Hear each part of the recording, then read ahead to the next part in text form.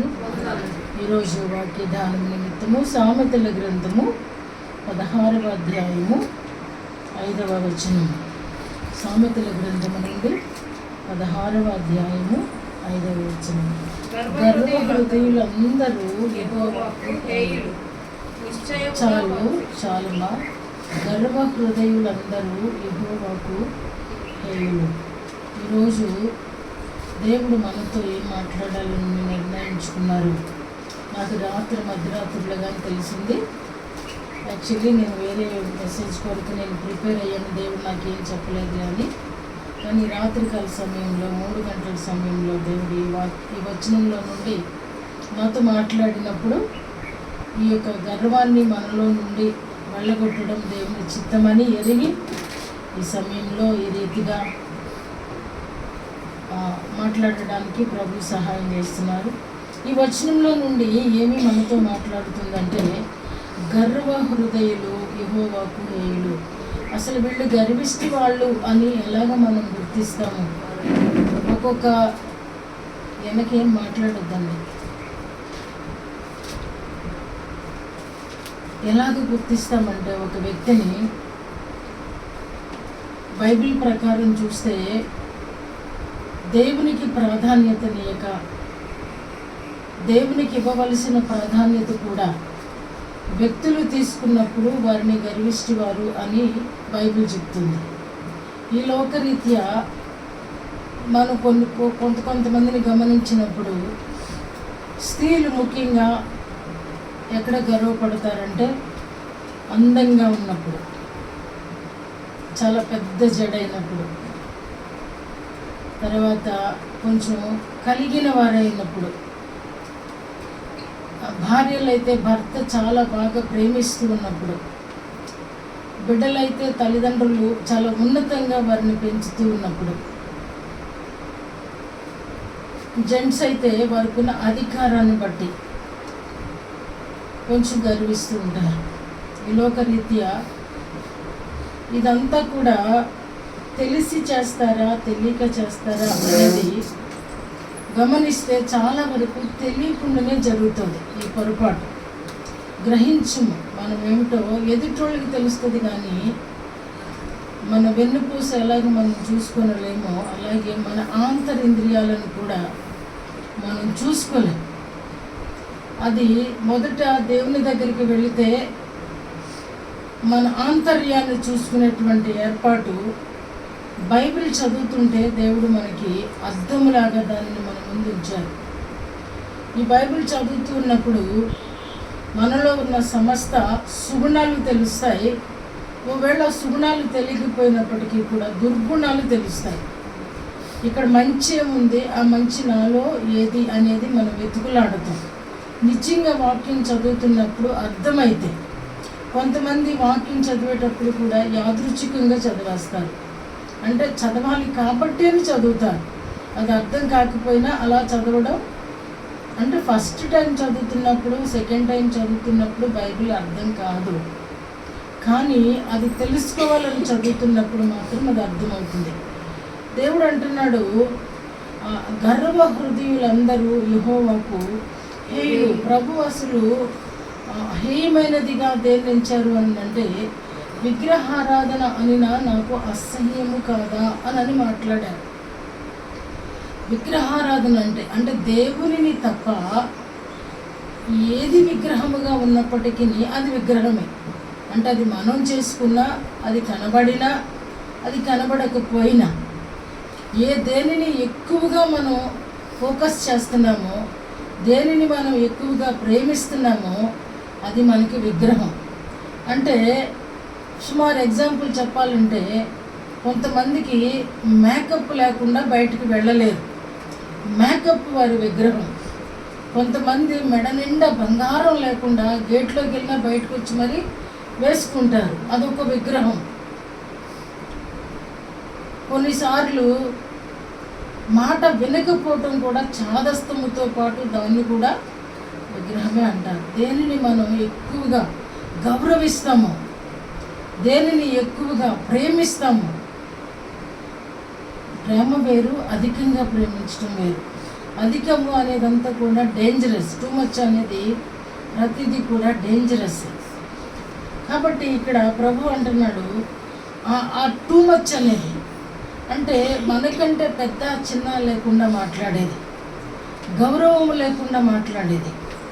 అరే వాళ్ళ యొక్క వ్యక్తిత్వాన్ని బట్టి, లేదా వారి స్వభావాన్ని బట్టి, లేదా వారికి ఉన్నటువంటి ఆధిక్యతను బట్టి కొన్నిసార్లు మనం గౌరవించాం. కానీ అలాంటిది నువ్వేదైతే నాకేంటి అనే ఫీలింగ్ కొంతమందికి వస్తుంది. నువ్వు ఎంత జాబ్ చేస్తే ఏంటి, నీది ఎంత పెద్ద వయసు అయితే ఏంటి. కొన్నిసార్లు బస్సెస్లో చూస్తుంటాం, కనీసం వృద్ధులు అన్న కనీస మేనరిజం ఉండదు కొంతమందికి. కొంతమంది చాలా మంచిగా పెద్దవాళ్ళు నాలాంటి వాళ్ళు వెళ్ళినప్పుడు కొంచెం అమ్మ కూర్చోండి అని అంటారు. కానీ కొంతమంది అంటారు చాలా శాడిజంగా ఉంటారు. దాన్ని శాడిజం అనొచ్చు, దానితో పాటు లెక్కలేనితనము అనొచ్చు, అతిశయం అనొచ్చు. కాబట్టి ఇది దేవుడు మన నుండి ఏం కోరుకుంటున్నారని అంటే విధేయత. దీనికి ఆపోజిట్ ఏంటంటే విధేయత. ప్రతి దానిని, చిన్నలని ప్రేమించడం, పెద్దలని గౌరవించడం, అన్నింటికీ మించి దేవుని హత్తుకొని ఉండడం. చాలాసార్లు భర్తను భార్య హత్తుకొని ఉంటుంది, భార్య భర్తను హత్తుకొని ఉంటాడు, చాలా మంచిది. కానీ ప్రభు అంటున్నాడు సంఘము నా భార్య, సంఘము నా భార్య. కాబట్టి భార్య ఎప్పుడు భర్తను హత్తుకొని ఉండినట్లుగా సంఘం అనేది కూడా అన్ని సమయాలలో ఫస్ట్ ప్రయారిటీ మన సృష్టికర్తను. ఎందుకు మనం అంతగా హత్తుకోవాలి, ఎందుకు మనం ఆయన అంతగా గౌరవించాలి, ఎందుకు మనము ఆయనను అంతగా ప్రేమించాలి అని అంటే ఆయన మనము ప్రేమించక మునిపే ఆయన ప్రేమను కల్వరిలో వెల్లడి చేశారు. అంతేకాదు మనకంటే అయోగ్యులను, మనకంటే కుంటివారు, గుడ్డివారు, ఫిజికల్లీ హ్యాండిక్యాప్, మెంటల్లీ హ్యాండిక్యాప్ చూసినప్పుడు మన హృదయంలో మరి ఎక్కువ కృతజ్ఞత ఉండాలి. ఎర్ర తోలు లేదని బాధపడకూడదు కదా, లేదా ధనవంతురాలని కాదని బాధపడకూడదు. మనకున్న ఏ స్థితిలో దేవుడు మనల్ని సృజించారో ఆ స్థితి నుంచి అత్యున్నత స్థితికి లేవనెత్తగలిగిన సమర్థుడు. నేనే ఉన్నాను కదా, మీకు ఎగ్జాంపుల్, నా సాక్ష్యం చాలామందికి తెలుసు.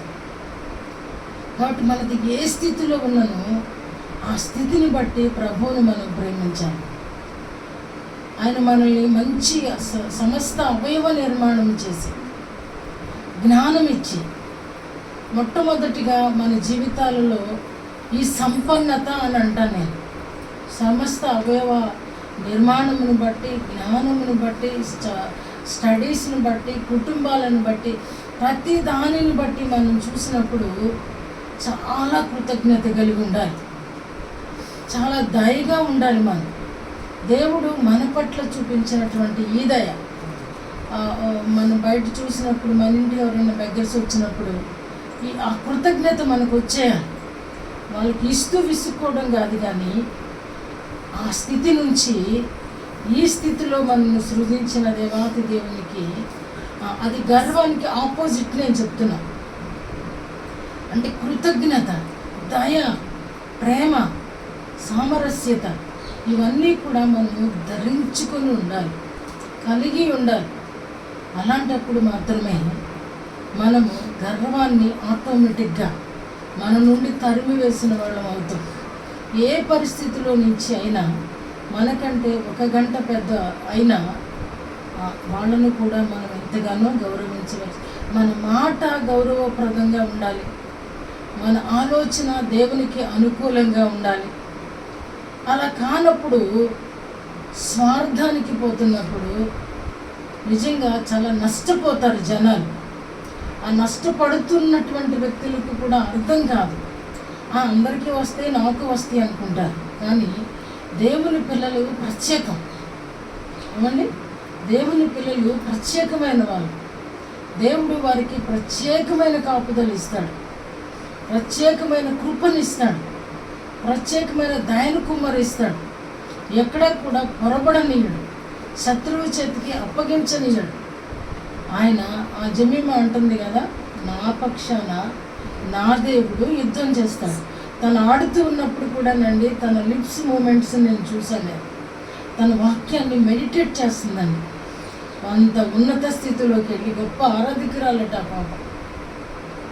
నిజంగా ఒక్కొక్క స్టేట్ నుంచి ఒక్కొక్కరు ఉండటం ఎంతో కష్టం క్రికెట్ టీంలో. కానీ ఎంత అద్భుతం అంటే వాళ్ళు ప్రపంచంలోనే ఒక ఆటగాడిగా గుర్తింపు. కానీ అలాంటి స్థితిలో ఉండి కూడా తను ఎంతో నైపుణ్యం కలిగినటువంటి క్రీడాకారిణి అయి ఉండి కూడా ప్రభువుని ఆమె ఘనపరచడం ఇవాళ సమస్త జనులకి కూడా అది మాదిరి. ఆ స్థితికి వెళ్ళిపోయిన తర్వాత దేవునితో పని ఉండదు ఇంకా. ఎందుకంటే వాళ్ళకి పేరు వచ్చేసింది, ప్రఖ్యాతులు వచ్చేసింది, ఆట తీరు తెలిసిపోయింది, దానిలో వాళ్ళు ఒక టాలెంటెడ్ కదా. కానీ ఏ స్థితికి వెళ్ళినా మన స్థితిని మర్చిపోకూడదు. ఏ స్థితికి దేవుడు ఎత్తుకొని పైకి తీసుకెళ్ళిపోయినా, నేను ఏ స్థితి నుంచి వచ్చానో, ఏ బండ నుండి నేను చెక్కబడ్డానో, ఏ కుటుంబం నుండి నేను వచ్చానో అనే స్థితి మనం మర్చిపోకూడదండి. గర్వం ఏం చేస్తుందంటే దేవునికి దూరం చేసేస్తుంది. బైబిల్లో చాలామంది అసలు ఈ గర్వము ఎక్కడ ప్రారంభమైంది?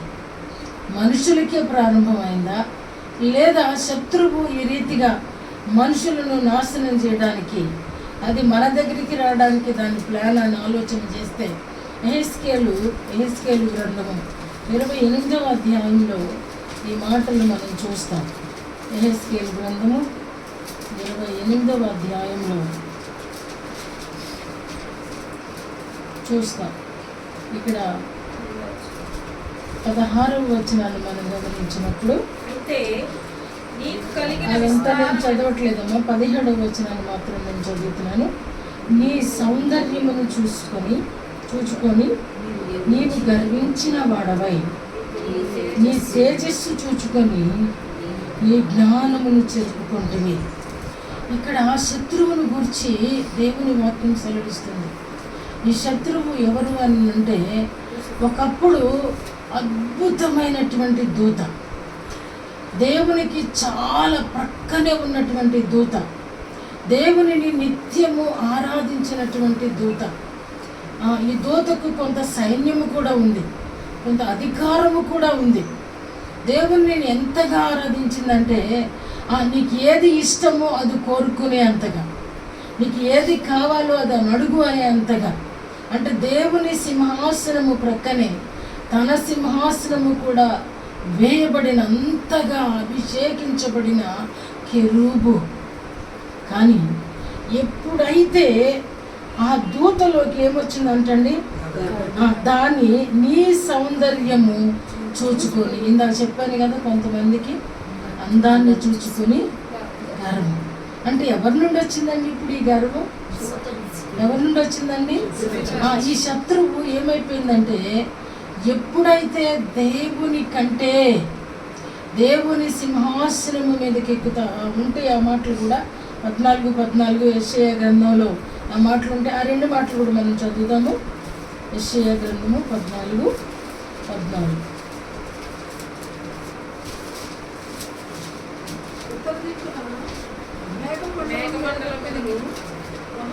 వచ్చిన నేను చదువుతున్నాను. మహోన్నతునితో నన్ను సమానునిగా చేసుకున్నానని నేను మనస్సులో అనుకుంటివి. చూసారా, దేవునితో సమానునిగా అట. ఏమండి, దేవుని ఆరాధన చేసేటువంటి దూత మనస్సులో ఏమనుకుంటుందండి? ఏమనుకుంటుంది? దేవుని కంటే నేను అందంలో తక్కువ, నాకున్నటువంటి అనుభవము తక్కువ, నాకు కూడా చాలామంది దూతల సమూహము ఉంది కదా, కాబట్టి నేను దేవునితో సమానునిగా ఉండాలనే మాయ కోరిక ఆ సాతానికి పుట్టింది. పుట్టినప్పుడు దేవుడు ఒక్కడే, 2 దేవుళ్ళు మనకి లేరు, 3 దేవుళ్ళు మనకి లేరు. ట్రైయూనిటీ, దేవుడు ఒక్కడే. ఆయా కాలాలలో, ఆయా సమయాలలో, ఆయా ప్రత్యక్షతలు వచ్చాయే కానీ మళ్ళా యేసు ప్రభు ఒక కుమారుడు కాదు. ఆ ఒక్క దేవుడే ఉండవలసినటువంటి ఈ సృష్టికి సృష్టికర్త దేవుడు, ఆయన సృష్టిని చేశాడు. కాబట్టి దానికి ఈ యొక్క కెరూబు ఎలాగా ఆ దేవునికి మహోన్నతునితో, అంటే దేవునితో నేను సమానునిగా ఎలా అనుకుంటాడు? వీలు లేదు. కాబట్టే ప్రభువు ఏం చేశాడంటే అలా అనుకుని ఆ హృదయంలో గర్వించిందంట. హృదయంలో గర్వించి చూసి ముందుగా నీ సౌందర్యమును చూచుకొని నీవు గర్వించిన వాడవై, నీ తేజస్సు చూసుకొని, దేవుడిచ్చిన జ్ఞానాన్ని బట్టి, దేవుడిచ్చిన సౌందర్యాన్ని బట్టి మనము చెరుపుకునే వారిగా ఉండకూడదు, చెడిపోయే వారిగా ఉండకూడదు. దేవునిని పూజించే వారిగా ఉండాలి, దేవునిని ఆరాధించే వారిగా ఉండాలి, దేవునిని ప్రేమించే వారిగా ఉండాలి, దేవునికి కృతజ్ఞత కలిగి ఉండేవారిగా ఉండాలి. అంతేగాని నేను దేవునితో సమానంగా ఉండాలనేటువంటి భావన ఎప్పుడైతే కలిగిందో ప్రభువు చేసిన కారణం ఏంటంటే, కావున నేను నిన్ను నేలన పడవేసెదను. యెహెజ్కేలు గ్రంథంలో ఉన్నమాట. కావున నేను నిన్ను నేలన పడవేసెదను. అప్పుడు దాకా దేవుని ప్రక్కనే తన సింహాసనం మీద కూర్చుని ప్రభువుని ఆరాధిస్తున్నటువంటి ఈ దూత నేలన పడవేయబడిందంట. ఇక్కడ యెషయా గ్రంథంలో ఏ మాటలు అంటే, నీవు పాతాళమునకు నరకములో ఒక మూలకు త్రోయబడితివి. నిన్ను చూచువారు నిన్ను నిదానించి చూచుచు ఇట్లు తలపోయుదురు. భూమిని కంపింపచేసి రాజ్యములను వణికించిన వాడు ఇతడేనా? ఒకప్పుడు ఎంతో అద్భుతముగా ఉన్నటువంటి దూత ఎప్పుడైతే నేను కూడా దేవుడని అవ్వాలనేటువంటి కోరికతో, దేవుడు తనకిచ్చినటువంటి సౌందర్యాన్ని, దేవుడు తనకిచ్చిన అధికారాన్ని, దేవుడు తనకిచ్చినటువంటి మహిమను పోగొట్టుకున్న తర్వాత, అందుకనే సాతాను కెరూబుకి బదులు తన పేరు ఎలాగ మార్చబడిందంటే లూసిఫర్గా మార్చబడింది.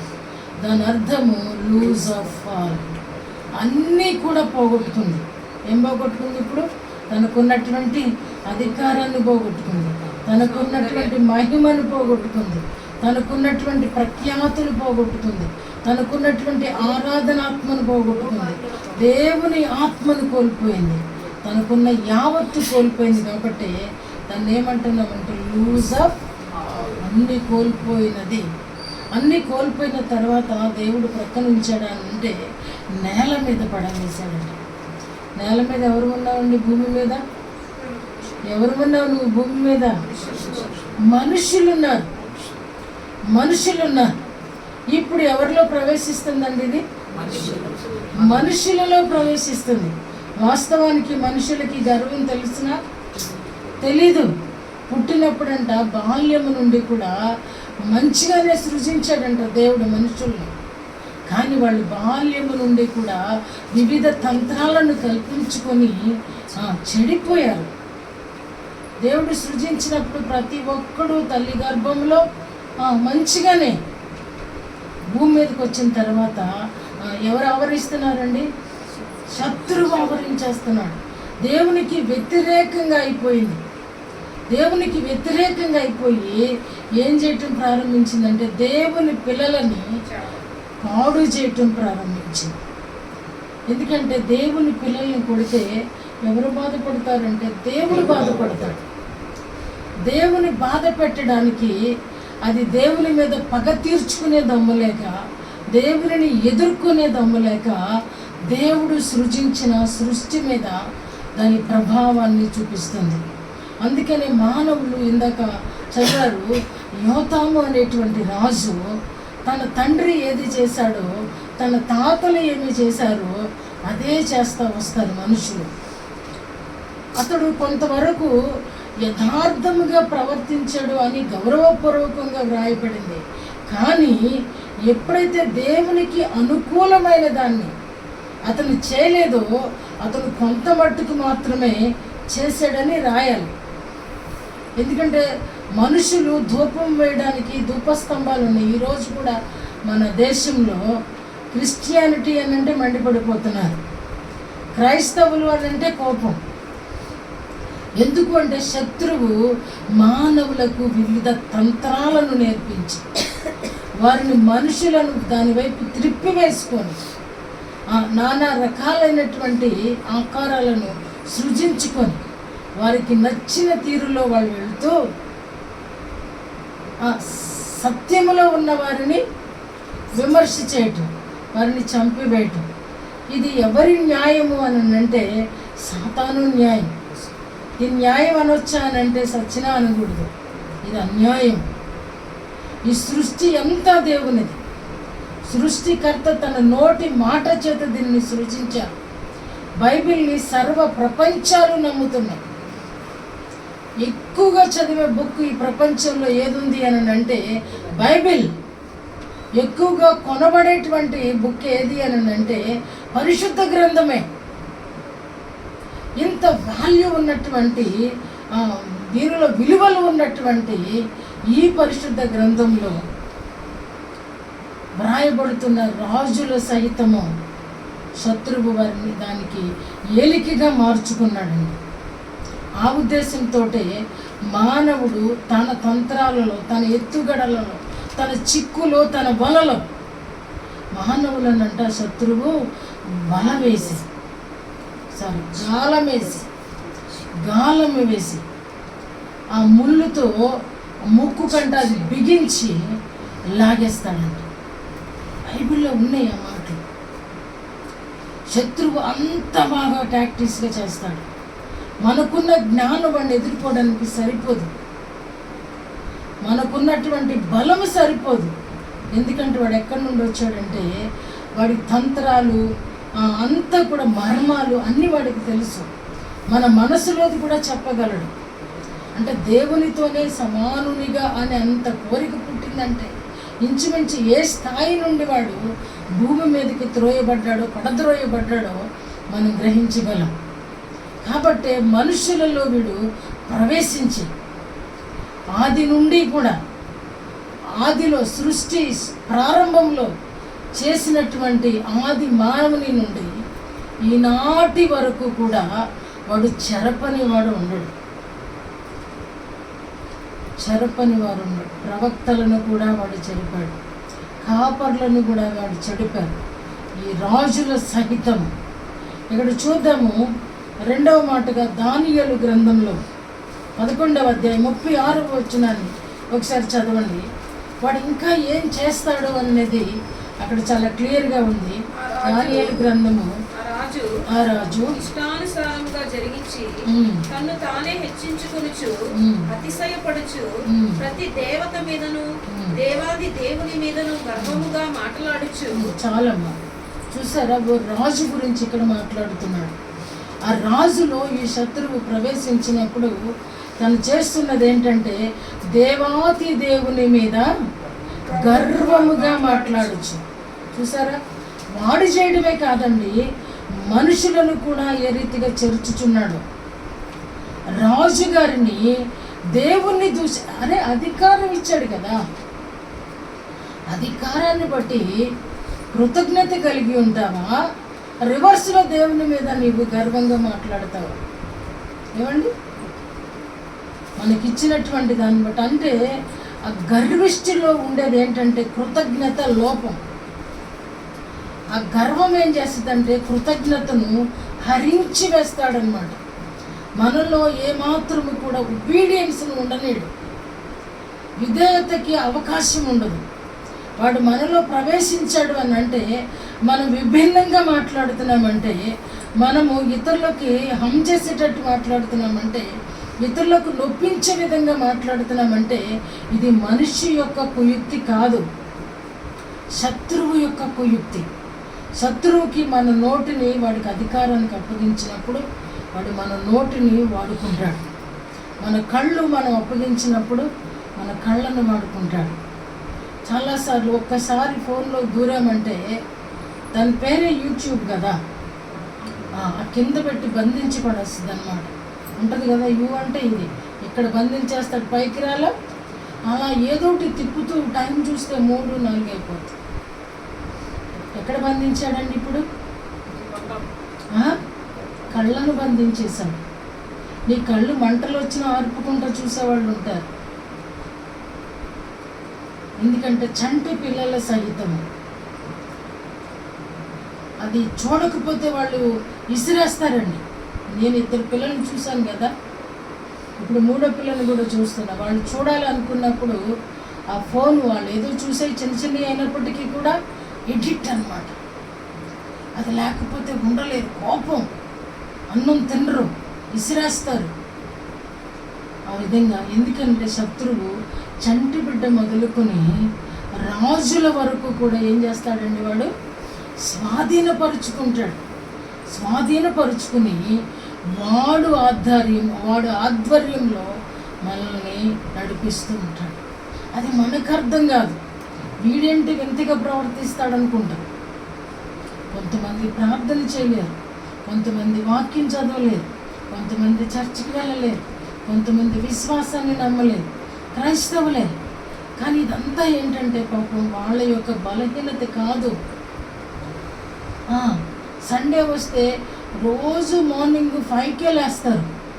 సండే అనేది వచ్చినప్పుడు ఎక్కడ లేని బద్ధకం ఆ వ్యక్తిలోకి వస్తుంది. ఆ రోజు 9ంటికి లేస్తాడు, ఈలోపు చర్చ. కారణం ఏంటి అని అంటే ఆ వ్యక్తిని ఆ రీతిగా ఏం చేసేస్తాడండి శత్రువు? బంధించేశాడు. అంటే చొరవ తీసేసుకున్నాడు. ఎప్పుడు చొరవ వచ్చింది అని అంటే మనం అధికారం ఇచ్చినప్పుడు, మనం రమ్మని పిలిచినప్పుడు, మనం ఎప్పుడు మన బలహీనత ఎప్పుడు అని అంటే మన బలము కోల్పోయినప్పుడు మన బలహీనత. ఎప్పుడైతే దేవుని వాక్యాన్ని, దేవుని మాటలను, సత్యాన్ని కొంచెం ప్రక్కకు మళ్ళిస్తామో అప్పుడు మనలో ఆత్మీయ బలహీనత వస్తుంది. ఇది శరీర బలహీనతను గురించి నేను మాట్లాడట్లేదు. ఆటోమేటిక్గా ఆత్మీయ బలహీనత వచ్చింది అని అంటే వెరీ నెక్స్ట్ శరీర బలహీనత వస్తుంది. అదే నువ్వు ఆత్మలో సంసిద్ధత కలిగి ఉన్నావు అనుకో, దేవుని సైన్ వస్తుంది.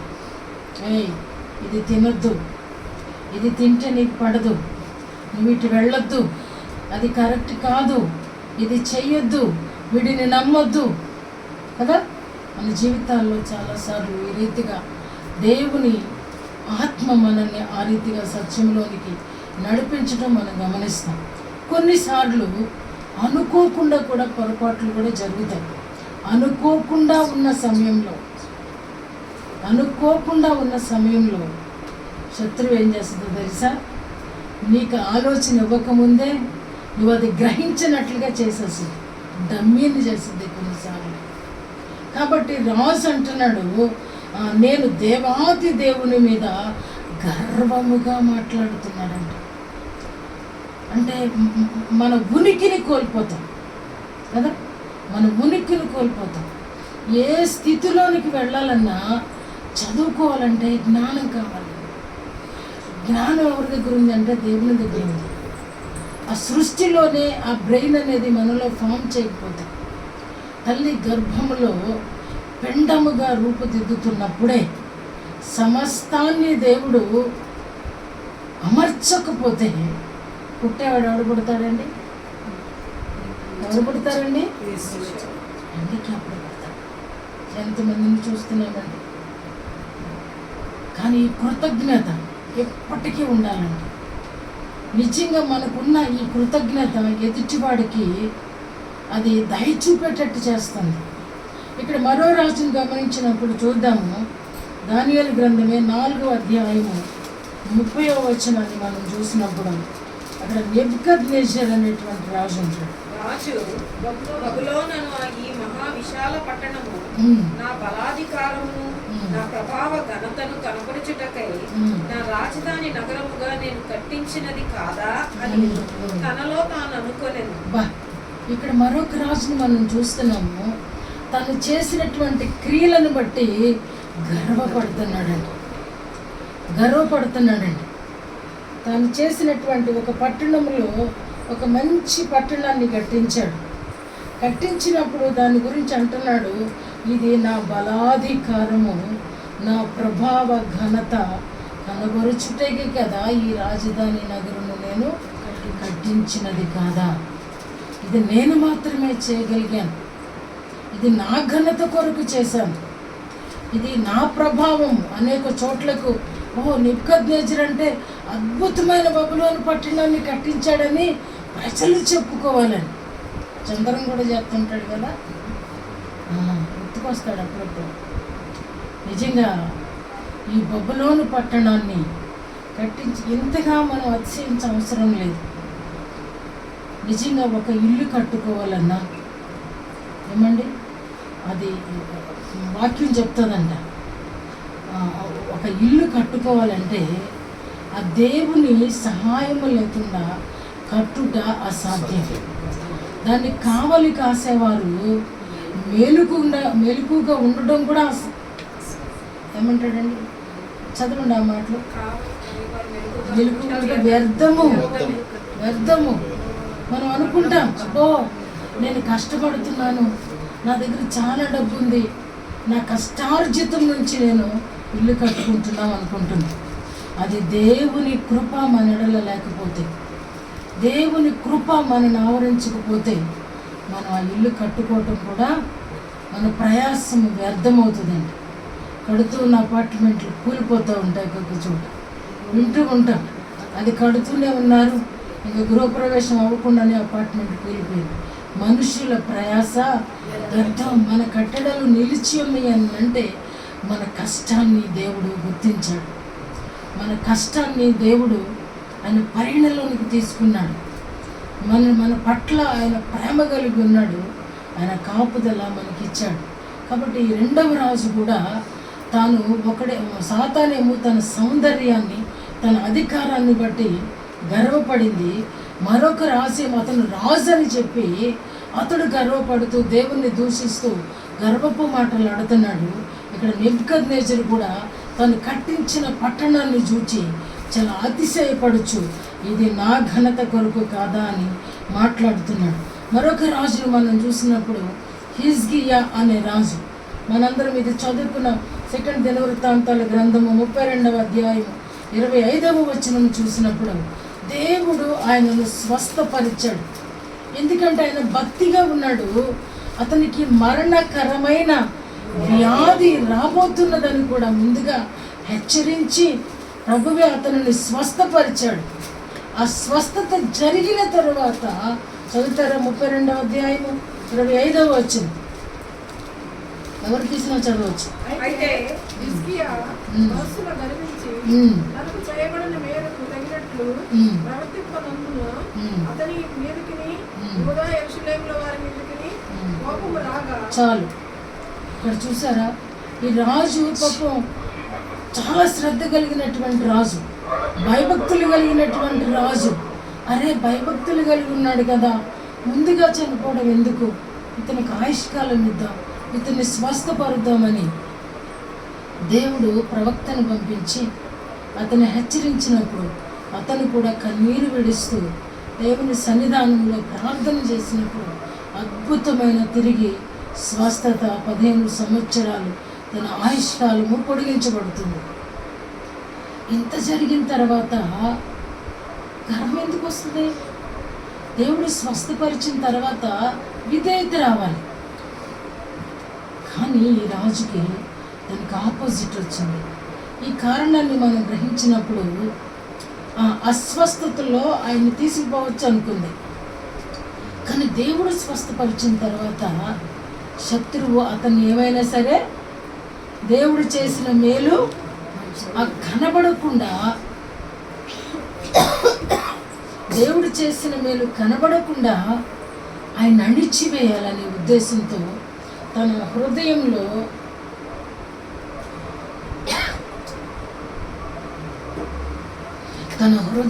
గర్వం పుట్టించింది. అంటే ఆహ్వాన పత్రం ఇచ్చాడా? అతిశయించాడు కదా. ఇంతమంది ఈ ప్రపంచంలో ఉంటే నాకు మాత్రమే దేవుడు స్వస్థతనిచ్చాడు, నాకు మాత్రమే ఆయుష్కాలం ఇచ్చాడు, నా రాజ్యంలోనే నా పక్షంగా దేవుడు యుద్ధం చేశాడు అని హృదయంలో కొంచెం గర్వం వచ్చిందంట. గర్వ హృదయులు యెహోవాకు హేయులు. నువ్వు ఎంతగా బాధపడు, అతిశయం అనేది దేవుడు సహించడు. గర్వం అంటే ఆయనకి అంత ఇష్టం. అంతే, ఆ రాజుని దెబ్బంట అయిపోయింది ఆయన జీవితం. ఆ ప్రక్కనే ఉన్నటువంటి ఉజ్జియా, అతని గురించి కూడా మనం ధ్యానించాం. అతనికి కూడా ఏం కలిగిందండి? గర్వం వచ్చిందంటే. చూడండి ఆ మాటలు 26 అధ్యాయం 16 వచ్చిన చదవండి. మనస్సులో గర్వించి చెడిపోయాను. ఆ పై వచ్చింది. అయితే అతడు సిద్ధపడిన తర్వాత అతడు మనస్సును గర్వించి చెడిపోయాను. అతడు చాలు. ఉజ్జియా అనేటువంటి రాజు, ఇతను కూడా రాజే, అందరూ రాజులే. అంటే రాజులు చాలా జ్ఞానం కలిగి ఉంటారు అనుకుంటాం, కానీ రాజులు సహితము కూల్చివేయగలిగిన సామర్థ్యం శత్రువుకు ఉంది అనేది నా మెసేజ్. కాబట్టి ఈయన కూడా ఏంటంటే, ఒక తండ్రి కొంచెం పర్వాలేదు, ఇతను వచ్చేసరికి ఇంకా చాలా ఆ తండ్రి లాగా కాకుండా సపరేట్ అయ్యాడు, సపరేట్గా బ్రతకడం ప్రారంభించాడు. ఏదో కొంత అందరూ చేయలేదే అతను చేయలేకపోయాడు. కానీ ఇతని అతిశయం ఏంటంటే, కొంచెం అంత సంపాదించిన తర్వాత, రాజ్యం స్థిరపడిన తర్వాత ఇతనంట దేవుని సన్నిధానానికి వెళ్ళి యాజకులు చేసే పని చేద్దాం అనుకున్నాడంట. చూసారా శత్రువు ఎలా పడగొట్టిందో? ఒకరినేమో అందంతో, ఒకరినేమో ఐశ్వర్యముతో, ఒకరేమో అధికారముతో. చూసారు, ఒకడేమో పట్టణమును కట్టి. హిజ్కియాకు కూడా ఐశ్వర్యం, ఘనత చాలా అత్యధికంగా ఉన్నాయంట. కాబట్టి ఇతను కూడా ఏంటంటే, యాజకులు చేసే పని నేను చేయొచ్చు, నేను రాజును, నాకేంటి కొదువ, నన్నెవడు అడ్డగిస్తాడు. చూసారా ఎలాగా అతిశయం కలిగించిందో. ఆ రీతిగా ఉజ్జియా కూడా ఎందుకు పనికి రాకుండా ఆ కుష్ఠరోగియే దేవుడు మొత్తినప్పుడు, తన నుదిట కుష్ఠరోగం పుట్టినప్పుడు వెళ్ళి సపరేట్గా చాలా సంవత్సరాలు రాజుగా చలమణి కావలసినటువంటి వాడు పేరుకి మాత్రమే 52 సంవత్సరాలు రాజుగా ఉన్నాడు. కానీ తన కుమారుడే తనకు మారుగా సమస్త కార్యాలను జరిగించినట్లుగా చూస్తాను. అంటే దేవుడు ఏది ఇచ్చినా సరే దాన్ని బట్టి మనము ప్రభువును స్తుతించాలే కానీ, ప్రభువుని ఘనపరచాలే కానీ, దానిలో నుండి గర్వించి మన గర్వానికి హేతువైపోయి దేవునికి అసహ్యునిగా మన జీవితాలు మలుచుకుంటా దేవుని చిత్తము కాదండి. దేవుడు ఒక మంచి చోట చదువుకోవడానికి ఏర్పాటు చేశాడంటే, ఇంతమంది నాకంటే మా సాధారణమైన చోట చదువుతూ ఉన్నప్పుడు దేవుడు నన్ను అందరూ కష్టపడతారు. చాలామంది డిఎస్సికి చాలామంది కష్టపడతారు, చాలా టైం ఖర్చు పెడతారు, మనీ ఖర్చు పెడతారు. కానీ కొంతమంది వాళ్ళలో నుంచి దేవుడు కొంతమందిని ఏర్పాటు చేసుకున్న వ్యక్తి ఎంతో కృతజ్ఞత కలిగి ఉండాలి, కృతజ్ఞత చూపించాలి. దేవా నీకు వందనాలని చెప్పాలి. కనీసం గర్వపు మాటలు, నేను కష్టపడ్డాను కాబట్టే అని అన్నామంటే, నీకంటే కష్టపడిన వాళ్ళు చాలామంది ఉంటారు. కొంతమంది 2 ప్రశ్నలే చదివి వెళ్తారు. మేము చదువుకున్నప్పుడు ఒక్కొక్క క్వశ్చన్ 40 మార్క్స్కి ఉండేదండి. ఆంధ్ర యూనివర్సిటీ కదా, అసలు కరెక్ట్గా నేనైతే ఏమనుకునేదాన్ని అంటే, చూస్ చేసుకుంటా లాటరీ లాగా. నాకు కొంచెం ఎకనామిక్స్ కష్టంగా ఉంటుంది. చదివినప్పుడు ఆ మైక్రో ఎకనామిక్స్ మరీ కష్టంగా ఉండేది. కరెక్ట్గా నేను 2-3 అనుకుంటాను అనమాట. అంటే 40 మార్క్సే కాబట్టి ఒక మొత్తం 3-4 ఇస్తాడు. తత్మయన్ని కూడా 5 మార్క్స్ ఇస్తాడు. ఇచ్చినప్పుడు ఈ 2 రాసేసామంటే పాస్ అయిపోతుంది. ఒకటి రాసామంటేనే 35 మార్కులు పడతాయి ఖచ్చితంగా. లాటరీ వేసుకుని వెళ్ళేదాన్ని కరెక్ట్గా 2 దిగిపోయాయి. అట్లా నాలాంటి వాళ్ళు ఉంటారు. ఇది నాది ఘనత, నేను కష్టపడ్డానా, నా జ్ఞానమా? ఏమండి, ఏది లేదు. ఇదంతా కూడా దేవుని కృప, దేవుని కృప. నేను ఏం చదివితే అది వచ్చిందంటే దేవుని కృప. ఇంటర్వ్యూకి వెళ్ళినప్పుడు ప్రతిదానికి నువ్వు ఆన్సర్ చేయగలుగుతున్నావంటే అది దేవుని కృప. నీ మనసులోనిదంతా గ్రహించేవాడు ఆయన. వాటి దేన్ని బట్టి అయినా సరే అతిశయ వీలు పడదు. మనం సృజించిన సృష్టికర్తను బట్టే మనం అతిశయించాలి, కానీ దేనిని బట్టి అతిశయపడ వీలు లేదు. సామెతల గ్రంథంలో నుండి 13వ అధ్యాయము 10వ వచనం చెప్తుంది, గర్వము వలన జగడము పుట్టును. గర్వము వలన పోట్లాట్లు వస్తాయంట. అంటే గర్వము వలన పోట్లాట ఎలా వస్తుంది అని అంటే, నోరు మాట్లాడొద్దు ఇష్టానుసారంగా. ఆ గర్వం ఉన్నప్పుడు ఎదుటోళ్ళని తగ్గించి మాట్లాడుతాం, ఎదుటోళ్ళని గౌరవపూర్వకంగా మాట్లాడు, కాబట్టి గొడవలు వస్తాయి. తర్వాత గర్వము 15వ అధ్యాయము 15వ వచనం, గర్విష్ఠుల ఇల్లు యెహోవా పెరికివేయును. గర్విష్ఠుల ఇల్లు యెహోవా పెరికివేయును అంటే ఇల్లు పడగొట్టేస్తాడన్నా దీని అర్థం ఏమండి? నువ్వు దేవుని ఇల్లు. రాజుల్ని ఏ రీతిగా పడద్రోసేశాడో, వాళ్ళ అధికారాన్ని కూల్చివేశాడో, శత్రువుని ఏ రీతిగా భూమి మీదకి త్రోసివేశాడో, దాని తలను 7 ముక్కలు ఎలాగ చేశాడో ఆ రీతిగానే ఈ ఆత్మీయ జీవితం, ఇది దేవుని ఇల్లు, దేవుని ఆలయమైనటువంటి దీనిని ఆయన పాడు చేస్తాడంట. అదే వాక్యం కూడా చెప్తుంది కదా, ఎవడైనాను ఆ దేవాలయమును పాడు చేసిన వారిని పాడు చేస్తాడు. దేవుడు పాడు చేసే దేవుడు. చివరి మాట ఏమైనా ఉందంటే సామెతల గ్రంథం 21వ అధ్యాయం 24వ వచనం చూసినప్పుడు, అహంకారి అయిన గర్విష్ఠునికి అపహాసకుడని పేరు. అపహాసకుడు, వాక్యం చెప్తుంది, అపహాసకులు కూర్చుండు చోట కూర్చుండక వాళ్ళు అపహాస్యం చేస్తారు. వాళ్ళు లేనిది ఉన్నట్టు మాట్లాడతారు, అవహేళన చేస్తారు. కాబట్టి అహంకారి అయినటువంటి గర్విష్ఠునికి, అంటే గర్విష్ఠునికి ఏమి ఆయుధంగా కలిగి ఉంటాడంటే అహంకారం ఉంటుంది, లెక్కలేనితనం ఉంటుంది, అమర్యాద ఉంటుంది. దేవునికి ఆయాసము కలిగించే విధంగా అతను ఉంటాడు. కాబట్టి అతనికి పేరు పెడుతుంది బైబిల్ అపహాసకుడు అని. అలాగే ఇంకా రాజులను చూచినప్పుడు రెహబాం, సొలొమోనుకి ప్రపంచ దేశాలలోనే పేరు. కానీ అతను అంటాడు కదా, నా తండ్రి నడుము కంటే నా చిట్టిన వేలు. ఎంత గర్వపు మాటలండి.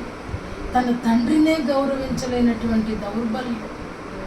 నా తండ్రి నడుము కంటే చిటికిన వేలు గొప్పదంటే వాడిని. ఎంతకాలం చేశాడండి రాజ్యం, ఎంతకాలం చేశాడండి ఆ రాజ్యము. అతని ఏయంలో దేవుడు అతని చేతిలో నుంచి 10 గోత్రాలను లాగేసి వాడి చేతిలో తండ్రి చేతిలో పనిచేసిన వ్యక్తికి ఇచ్చాడండి.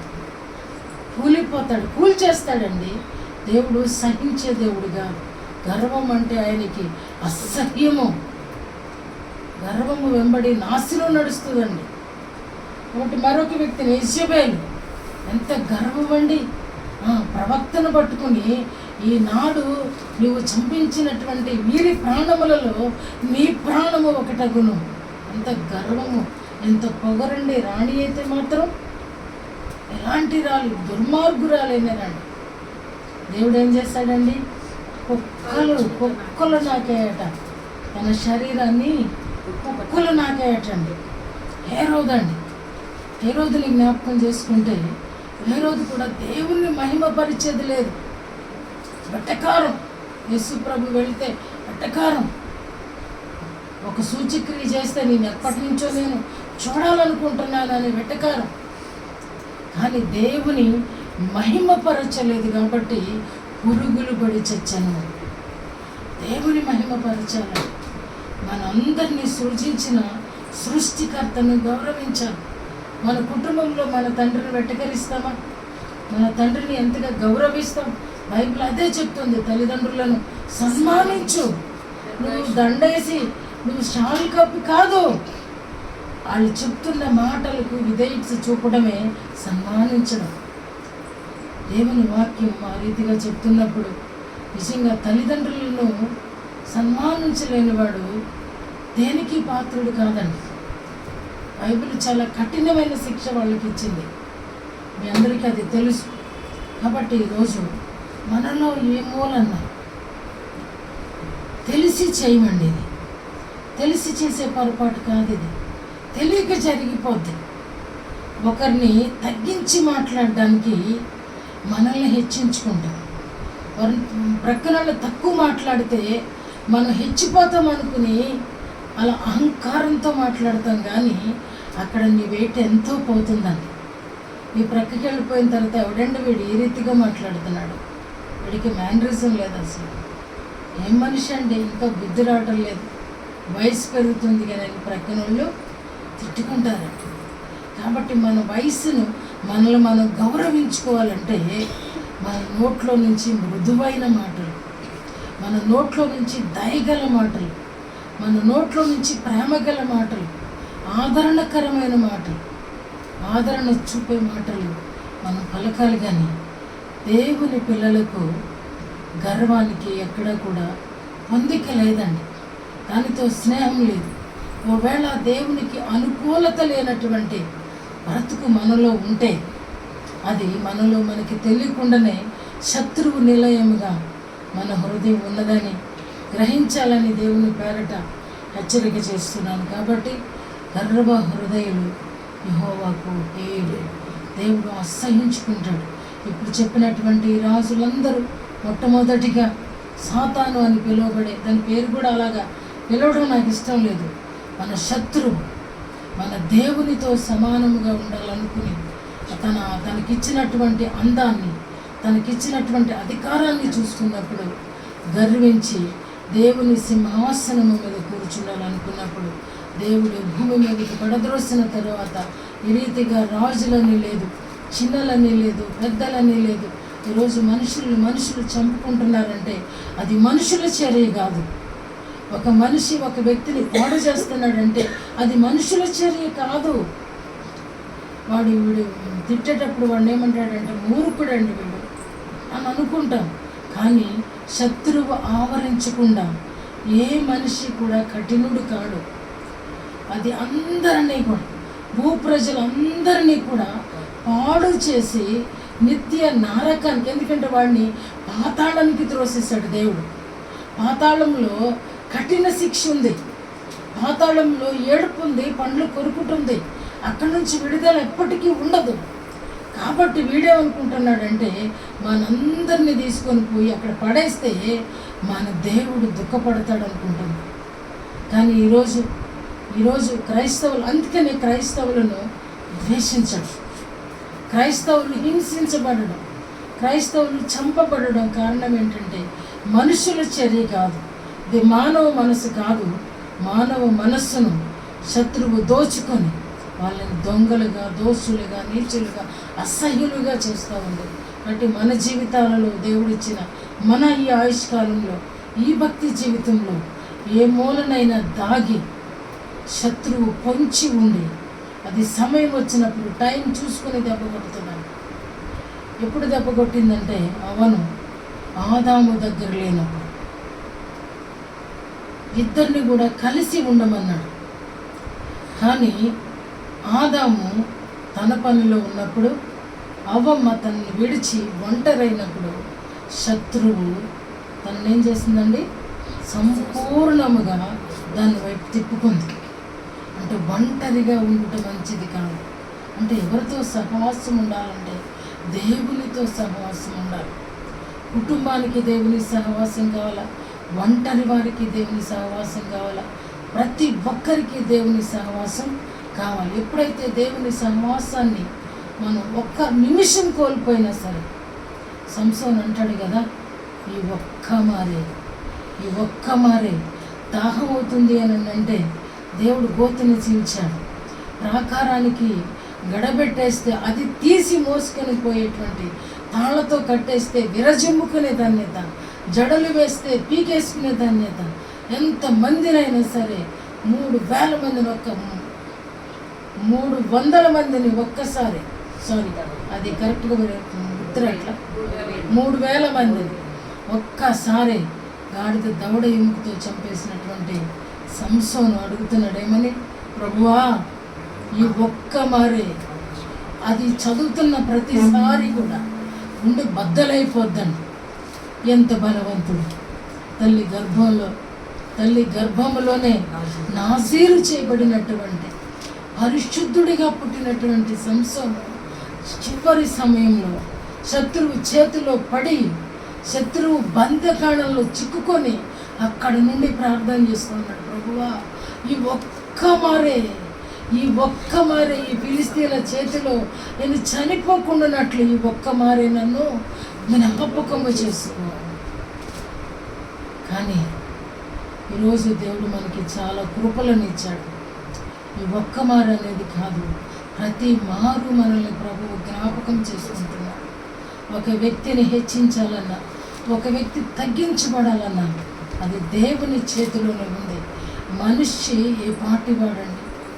ఇప్పుడు ఆరోగ్యంగా ఉంటాం, మరి క్షణానికి ఏమవుతుందో మనకి తెలియదండి. నరమాత్రుడు గడ్డి పువ్వు వంటి వాడట, ఆవిరి వంటి వాడట.